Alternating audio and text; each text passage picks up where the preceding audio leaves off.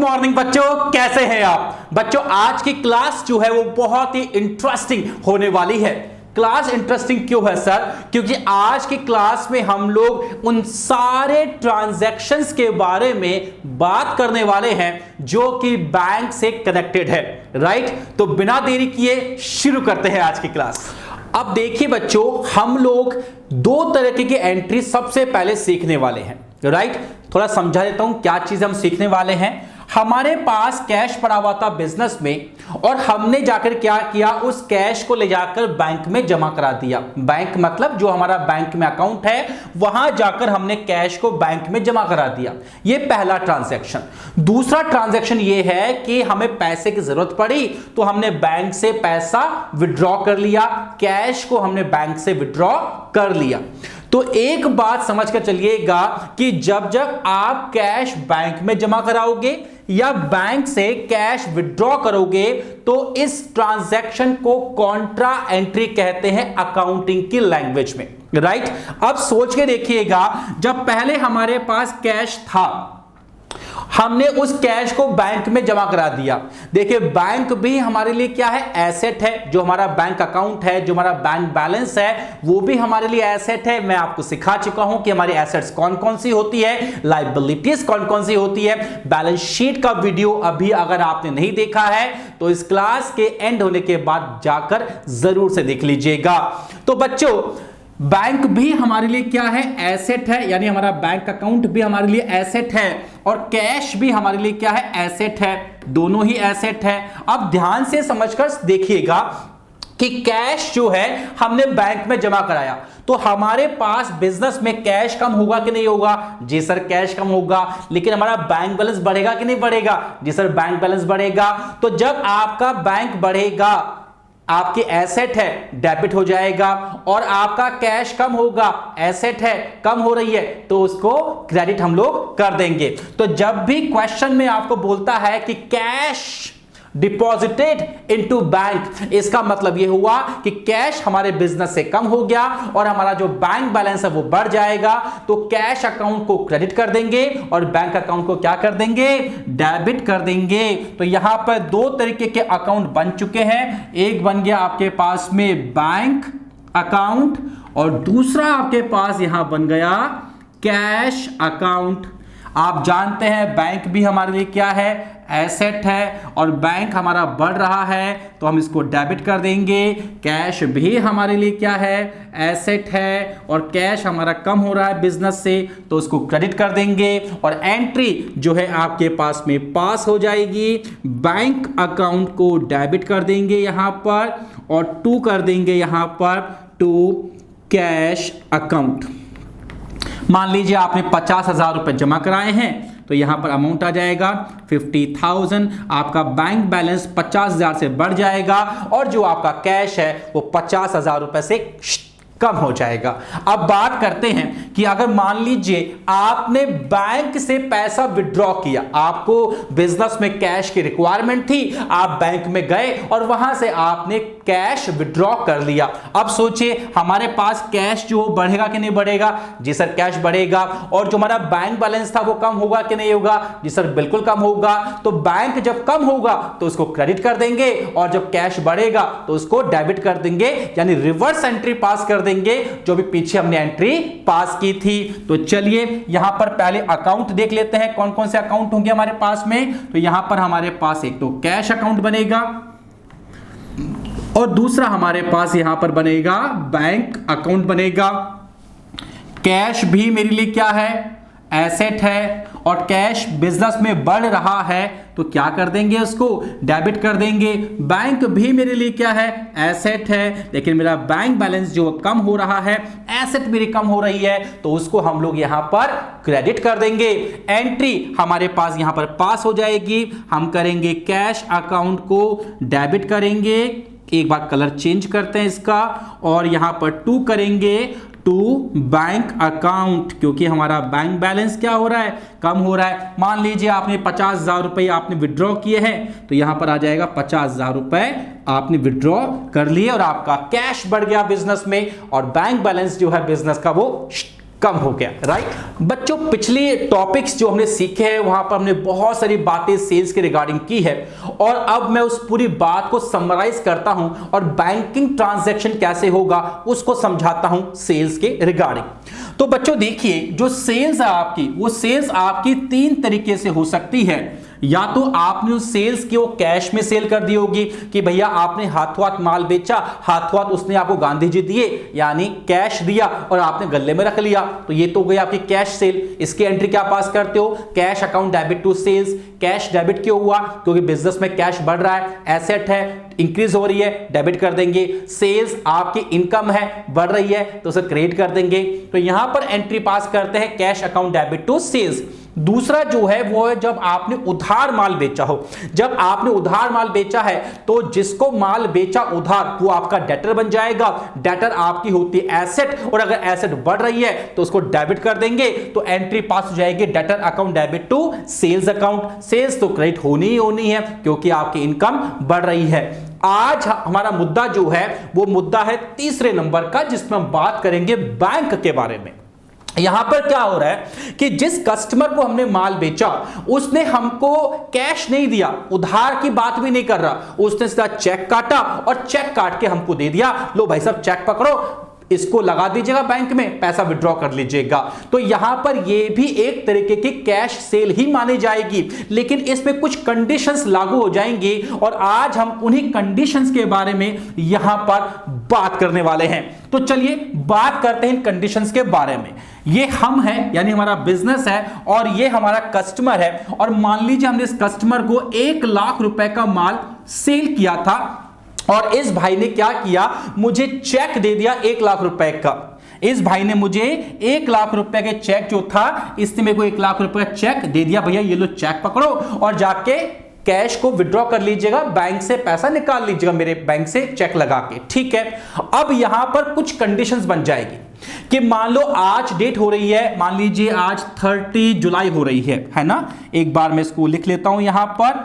मान लीजिए आज 30 जुलाई हो रही है, और 30 जुलाई को जो है हमने सेल की, और जाकर हमने आज ही के दिन इस चेक को ले जाकर बैंक में लगा दिया कि भैया बैंक में लगा दो इसको, अब पैसा जो है बैंक 1-2 दिन में प्रोसेस करके मेरे अकाउंट में ट्रांसफर कर देगा। वो बात की बात है, लेकिन मेन चीज ये है कि आज सेल हुई और आज ही जाकर मैंने इस चेक को बैंक में लगा दिया, तो इसके एंट्री क्या पास होगी, भाई हमारा बैंक बैलेंस बढ़ेगा कि नहीं बढ़ेगा, जी सर बैंक बैलेंस बढ़ेगा, तो यहां पर बैंक अकाउंट जो वो डेबिट हो जाएगा। और सेल्स है तो सेल्स तो हमेशा क्रेडिट होनी ही होनी है, चाहे कैश में हो, चाहे उधार हो, चाहे कैसे भी हो। सेल इंक्रीज हो रही है, इनकम इंक्रीज हो रही है, तो उसको क्रेडिट तो करना ही पड़ेगा। तो यहां पर हमारे पास में 2 तरीके के अकाउंट यहां पर बन जाएंगे। एक हमारे पास बन जाएगा बैंक का अकाउंट, और दूसरा जो है वो बन जाएगा हमारे पास में सेल्स अकाउंट बन जाएगा। सिखा चुका हूं पहले क्या करना है। बैंक जो है वो आपकी क्या होती है, बैंक आपकी एसेट होती है, बढ़ रहा है डेबिट कर दीजिएगा। सेल्स जो है वो आपकी इनकम होती है, बढ़ रही है, इंक्रीज हो रही है, तो उसको क्या कर दीजिएगा, क्रेडिट कर दीजिएगा। बस तो एंट्री हम लोग यहां पर अब पास कर लेते हैं। तो यहां पर एंट्री होगी bank account debit to sales account. और आपने कितने रुपए की सेल की थी, 1 लाख रुपए की सेल की थी, तो ये 1 लाख रुपए आपको यहां पर लिख देने हैं। That's it. अब यहां पर हम लोग क्या मानकर चल रहे हैं कि जो चेक हमको मिला उसको हमने ऑन द सेम डेट जाकर बैंक में जमा करा दिया। अब कहानी में ट्विस्ट आएगा, ठीक है। अब सेल किए हमने 30 जुलाई को, राइट, आज सेल कर दी, चेक भी हमको आज ही मिल गया, लेकिन हम थोड़े आलसी है, हम सोचते हैं यार कि हफ्ते भर के एक बार चेक पूरे इकट्ठे हो जाए, मंडे से लेकर फ्राइडे तक के चेक है भाई इकट्ठे हो जाए, फिर जाके उसको एक साथ जमा कराएंगे। इसका मतलब ये हुआ कि जो आज सेल हुई है और जो आज हमको चेक मिला, क्या उस चेक को हम लोग आज जमा कराएंगे बैंक में? नहीं कराएंगे, हम कल परसों कभी भी, मतलब आज जमा नहीं हो रहा, आज जमा नहीं हो रहा। तो इस केस में हमको 2 एंट्री पास करनी होती है, राइट। पहली एंट्री जब हमने सेल की तब, और दूसरी एंट्री जब हम जाके उस चेक को बैंक में जमा कराएंगे तब। ये ध्यान रखने की बात है। तो आइए इसको समझ लेते हैं एक बार। कि यहां पर दो एंट्री कौन सी पास होगी। पहली एंट्री जब आज हमने सेल किया तब। अब सोचिए कि जो इस बंदे ने हमको आज सेल मतलब हमने जो उसको सेल की है आज के डेट में, क्या वो उधार है? क्या सर उधार तो नहीं है, वो हमें चेक देकर गया है और ये चेक जो है एक तरीके का कैश ही है। वो हमारी गलती है कि हम जाके उसको बैंक में जमा नहीं करा रहे, राइट। तो जब हमको चेक मिलेगा आज की डेट में और अगर हमने उस चेक को आज जमा नहीं कराया तो बच्चों इसकी एंट्री हमको पास करनी होगी cash account debit to sales account. ये इसकी एंट्री पास होगी। मान लो 50,000 रुपए का चेक है या सेल है तो हमने 50,000 रुपए यहां पे लिख दिया। और जैसे मान लीजिए आज होगी 30 जुलाई तो ये ट्रांजैक्शन 30 जुलाई को हमको पास कर देना है। और मान लीजिए 2 अगस्त को जाकर 2 अगस्त को जाकर जो है हमने इस चेक को बैंक में जमा करा दिया। तो जब बैंक में जमा कराएंगे तो उस समय इसकी एंट्री हमको पास करनी होगी bank account debit to cash account. That's it. ये दो एंट्री आपको हमेशा पास करनी होगी। अब इन दो एंट्री का लॉजिक भी मैं आपको समझा देता हूं कि देखो जब वो हमको चेक देकर गया है ना, हमारे पास चेक आ गया तो हम उसको एक तरीके की कैश सेल मान लेते हैं कि भैया चेक आ गया, सिक्योरिटी हो गई कि हमारा माल उधार नहीं गया, हमारे पास पैसा आ गया, इसलिए मैंने कैश अकाउंट को डेबिट कर दिया। और जब हम जाकर उस चेक को बैंक में जमा कराते हैं तो उस समय हम लोग ये मानते हैं कि एक तरीके से जो कैश हमारे पास आया था 30 जुलाई को उसको जाकर हमने बैंक में जमा करा दिया, इसलिए हमने एंट्री पास की बैंक अकाउंट डेबिट कर दिया। और इस कैश अकाउंट को एक्चुअल में हमने क्या कर दिया, क्रेडिट कर दिया और यह अकाउंट ऑटोमेटिकली खत्म हो गया। क्यों? क्योंकि यहां पे कैश अकाउंट जो था वो 50,000 रुपए से डेबिट हुआ था और यहां पर ये 50,000 रुपए से ही हमने इसको क्रेडिट कर दिया। तो जो भी अकाउंट, इस बात को याद रख लीजिएगा, कोई भी अकाउंट जितने अमाउंट से डेबिट होता है अगर उसको उतने ही अमाउंट से क्रेडिट कर दोगे तो वो अकाउंट खत्म हो जाएगा। इसका उल्टा भी उतना ही सच है कि अगर कोई अकाउंट जितने अमाउंट से क्रेडिट होता है अगर उसको उतने ही अमाउंट से डेबिट कर दिया जाएगा तो भी वो अकाउंट खत्म हो जाएगा। अगर आप अल्टीमेट एंट्री देखोगे तो इस कैश अकाउंट से ये कैश अकाउंट खत्म हो गया और ये बैंक अकाउंट यहां पर डेबिट हुआ और यहां पर सेल्स अकाउंट क्रेडिट हुआ और ये एंट्री पास हुई bank account debit to sales account. और यही एक्चुअल में एंट्री हमने पहले पास की थी उस समय जब हमने चेक को हैंड टू हैंड उसी दिन जाके जमा करा दिया था। एंट्री तो वही पास होगी, बस जो आलस्य हो गया उस आलस्य की वजह से जो है हमें यहां पर दो अकाउंटिंग एंट्री पास करनी पड़ गई बच्चों। तो बच्चों अब बात करते हैं कि मान लीजिए अगर हमने परचेज किया, हमने अपने सप्लायर से, मान लीजिए ये वाई नाम का बंदा है और ये हमारा सप्लायर है और हमने इससे माल परचेज किया और हमने इसको चेक दे दिया कि भाई चेक पकड़ और पेमेंट बैंक से ले लियो, राइट। उल्टा केस कर रहे हैं। पिछले केस में हमने सेल की तो हमारे पास चेक आया था, अब हम लोग परचेज कर रहे हैं और उसको कैश नहीं दे रहे और उस बंदे को जो है हम लोग उधार की बात भी उससे नहीं कर रहे हैं, हमने उसको चेक यहां पर दे दिया, राइट।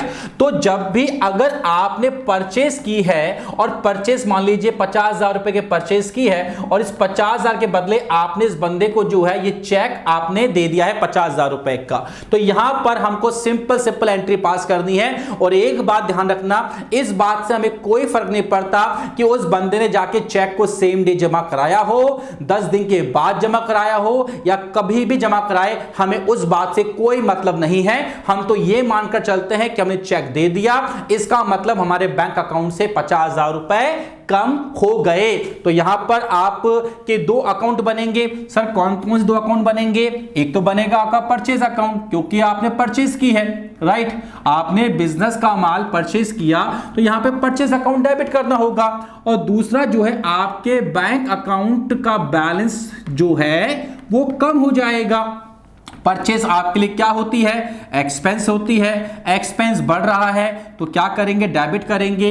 बैंक आपके लिए क्या होता है? एसेट होता है और एसेट कम हो रहा है तो उसको हम लोग यहां पर क्रेडिट कर देंगे। तो एंट्री अब आप लोगों को समझ में आई गई होगी। और वैसे भी परचेज को हम लोग हमेशा क्या करते हैं? डेबिट करते हैं जब भी वो इंक्रीज होती है तब। तो एंट्री हो गई परचेज अकाउंट डेबिट और यहां कर देंगे हम लोग टू बैंक अकाउंट। और आपने कितने रुपए की परचेज की थी? आपने 50,000 रुपए का चेक थमाया है इस बंदे को, तो यहां पर आ जाएगा 50,000 रुपीज। That's it. तो जब भी हम लोग परचेज करेंगे और चेक काट कर उस बंदे को देंगे, हमें सिंपल हमेशा यही एंट्री पास करनी है, purchase account debit to bank account. हमें इस बात से कोई मतलब नहीं है कि उसने उस चेक को सेम डे जमा कराया या 10 दिन के बाद जमा कराया। राइट बच्चों, अब हम लोग बात करते हैं एक्सपेंसेस के बारे में। देखिए, जो भी हमारे खर्चे होंगे, बिजनेस स्टार्ट किया है तो दुकान खोलने से लेकर दुकान को बंद करने तक रोज बहुत सारे खर्चे होते हैं। कहते हैं ऐसा कि इनकम भले ही रुक जाए पर एक्सपेंस कभी नहीं रुक सकते, ये याद रखिएगा। अब मान लीजिए जो जो हमारे एक्सपेंसेस हो रहे हैं, अगर मान लीजिए हमने उन एक्सपेंसेस के बदले चेक काट दिया या ऑनलाइन पेमेंट कर दिया। जैसे आज की बात करें तो जैसे बिजली का बिल आता है, राइट, तो मैं पेमेंट कैसे करता हूं? मैं गूगल पे से पेमेंट करता हूं या मैं पेटीएम से पेमेंट करता हूं, मैं जाके कैश जमा नहीं कराता वहां पर। ठीक है, तो जो इलेक्ट्रिसिटी का मेरा एक्सपेंस होगा वो तो एक्सपेंस सही बढ़ रहा है, तो एक्सपेंस बढ़ रहा है तो डेबिट होगा। तो यहां पर आपका एक्सपेंस जो है वो बढ़ेगा, वो इंक्रीज होगा, तो वो आपके लिए क्या है? एक्सपेंस। तो आपके लिए एक्सपेंस चाहे कोई भी हो और वो बढ़ेगा तो उसको हम क्या करेंगे? हमेशा डेबिट करेंगे। और अगर मान लीजिए आपने ऑनलाइन पेमेंट किया, उसके बदले गूगल पे किया है, फोन पे किया है, पेटीएम किया है, या चेक काट के आपने दिया है, या आरटीजीएस किया है, या एनईएफटी आपने किया है, कुल मिला के पैसा आपके बैंक अकाउंट से कटा है, तो यहां पर बैंक अकाउंट भी आपका आ जाएगा। और बैंक अकाउंट आपके लिए क्या होती है? आप जानते हैं कि एसेट होती है, ये कम होगा तो इसको आपको क्रेडिट करना होगा। तो अगर किसी भी तरीके के एक्सपेंस का पेमेंट अगर आपने ऑनलाइन पेमेंट किया है, बैंक के थ्रू पेमेंट किया है, तो उसकी आपको एक ही एंट्री पास करनी है, expense account debit to bank account. That's it. Sir expense मतलब जो भी एक्सपेंस होगा उसका नाम यहां पर आ जाएगा। जैसे मान लीजिए आपने इलेक्ट्रिसिटी एक्सपेंस पे किया है तो यहां पर आ जाएगा electricity expenses account debit to bank. Right, अगर मान लो आपने रेंट पे किया है चेक के थ्रू आपने, तो आ जाएगा rent account debit to bank. Right, अगर मान लो आपने कमीशन पे किया है तो commission account debit to bank. कुल मिला के बात है, आपने ब्रोकरेज पे की है तो brokerage account debit to bank. जो भी एक्सपेंस हुआ है वो यहां पर डेबिट हो जाएगा, और बदले में जो पेमेंट आपने किया है वो आपने ऑनलाइन पेमेंट किया है अपने बैंक के थ्रू, तो नीचे बैंक अकाउंट जो है आपका वो क्रेडिट हो जाएगा। बच्चों अब एक बार फिर से हम लोग ड्राइंग्स के बारे में बात कर लेते हैं। तो ड्राइंग्स मैं फिर से आपको एक बार एक्सप्लेन कर दूं, जो प्रोपराइटर है, जो बिजनेसमैन है, जो ओनर है, जो मालिक है, जो सेठ जी है उस दुकान के, जब वो अपने पर्सनल खर्चों के लिए बिजनेस के गल्ले से कुछ भी निकालते हैं या बिजनेस से कुछ भी निकालते हैं, उसे ड्राइंग्स कहते हैं। और बच्चों ये ड्राइंग्स जो है वो 3 तरीके से हो सकती है। कैसे कैसे हो सकती है कि मान लीजिए इन सेठ जी ने यानी प्रोपराइटर ने जो है गल्ले से कैश निकाला और अपने घर पर ले गए। राइट, तो वहां पर हम लोग एंट्री पास करेंगे drawings account debit to cash, क्योंकि ड्राइंग्स हमारे लिए क्या है? एक्सपेंस है, और कैश कम हो रहा है तो टू कैश एंट्री पास हो जाएगी। आइए मैं यहां पर इस एंट्री को पास एक बार आप लोगों के लिए कर देता हूं। तो यहां पर एंट्री पास हो जाएगी drawings account debit to cash account. मान लो 5,000 रुपए निकाले हैं गल्ले से, तो 5,000 रुपए से आपने ये एंट्री पास कर दी। दूसरी एंट्री पास करते हैं, मान लीजिए कि आपने क्या किया कि बिजनेस का जो बैंक अकाउंट है उससे पैसा निकाला। राइट, ड्राइंग्स की है लेकिन बैंक से पैसा निकाल के अपने पर्सनल अकाउंट में पैसा ट्रांसफर कर लिया, तो होगा क्या? ड्राइंग्स तो हमारे लिए खर्चा है, डेबिट होना ही होना है, और बैंक अब की बार कम हो जाएगा, तो टू कैश की जगह क्या कर दोगे? टू बैंक कर दोगे। राइट, तो यहां पर एंट्री हम लोग पास कर देंगे, ड्राइंग्स अकाउंट डेबिट होना ही होना है, जो बिजनेस के लिए खर्चा है, तो ड्राइंग्स अकाउंट डेबिट, और हो जाएगा आपके बाद टू बैंक अकाउंट। यहां पर हमें एंट्री पास कर देनी है। मान लीजिए 10,000 रुपए का जो है आपने ड्राइंग्स की है, बैंक से पैसा निकाला है, तो 10,000 रुपए यहां पे आपको एंट्री पास कर देनी है। अब बात करते हैं तीसरे तरीके की, ये बड़ा इंपॉर्टेंट है। जैसे मान लीजिए आपकी ग्रोसरी की शॉप है, किराने की दुकान है आपकी, और घर से फोन आता है आपकी धर्मपत्नी जी का और बोलते हैं अजी सुनिएगा आते वक्त ना 10 किलो चावल ले आना। अब आपने क्या किया, बिजनेस से 10 किलो चावल का कट्टा जो वो लेकर घर चले गए। अब आपने कैश नहीं निकाला, आपने बैंक से पैसा नहीं निकाला, अब आपने बिजनेस से माल ही निकाल लिया, राइट। तो जब भी अगर आप बिजनेस से माल लेकर जाओगे, जिस चीज का आप काम करते हैं, एग्जांपल और लीजिए, मान लीजिए आपके कपड़े का काम है, आपके रेडीमेड गारमेंट्स का काम है, और आपका बेटा बोलता है पापा एक नई शर्ट लेके आना दुकान से, और आपने क्या किया, दुकान से एक नई शर्ट, खुद की दुकान है, कपड़े का काम करते हैं आप, और शर्ट लेकर चले गए, और मान लो शर्ट है 1000 रुपए की। तो जिस चीज का काम करते हो, अगर वो चीज लेकर घर चले गए है तो वो भी ड्राइंग्स, लेकिन इस केस में क्या होगा, जब भी आप बिजनेस से माल निकालोगे तो वहां पर हमेशा परचेस अकाउंट को क्रेडिट करना होगा। तो इसकी एंट्री जो हमको पास करनी होगी वो एंट्री यहां पर पास हो जाएगी, क्योंकि ड्राइंग्स तो है ही, खर्चा तो होगा यहां पर वो डेबिट, तो डेबिट कर देंगे ड्राइंग्स को यहां पर। और अब की बार अगर आपने माल निकाला है तो यहां पे परचेज अकाउंट को हमको क्रेडिट करना होगा। इसके रिगार्डिंग और भी स्पेशल ट्रांजैक्शन है जो मैं आपको आने वाली अभी टॉपिक्स में सिखाऊंगा। तो यहां पर मान लीजिए आपने 5000 रुपए की शर्ट आपने निकाली है या ग्रोसरी का सामान निकाला है, तो यहां पर एंट्री हो जाएगी, ड्राइंग्स अकाउंट डेबिट हमेशा होगा, और उसके बदले कैश निकाला तो drawings account debit to cash कर देंगे। अगर चेक से पैसा निकाला, बैंक से पैसा निकाला, तो drawings account debit to bank कर देंगे। और अगर मान लीजिए आपने बिजनेस से बिजनेस का माल निकाल लिया तो एंट्री पास करेंगे, drawings account debit to purchase entry हमको यहां पर पास करनी होगी। तो बच्चों ये था टॉपिक आज का, एंड आई बिलीव आज का टॉपिक आपको बहुत पसंद आया होगा। पसंद आया है तो लाइक जरूर कर दीजिएगा, शेयर पक्के से कर दीजिएगा, और सब्सक्राइब करना बिल्कुल मत भूलिएगा। मिलते हैं अगली क्लास में अगले इंटरेस्टिंग टॉपिक के साथ। तब तक स्वस्थ रहिए, मस्त रहिए, और अकाउंट्स मेरे साथ पढ़ते रहिए।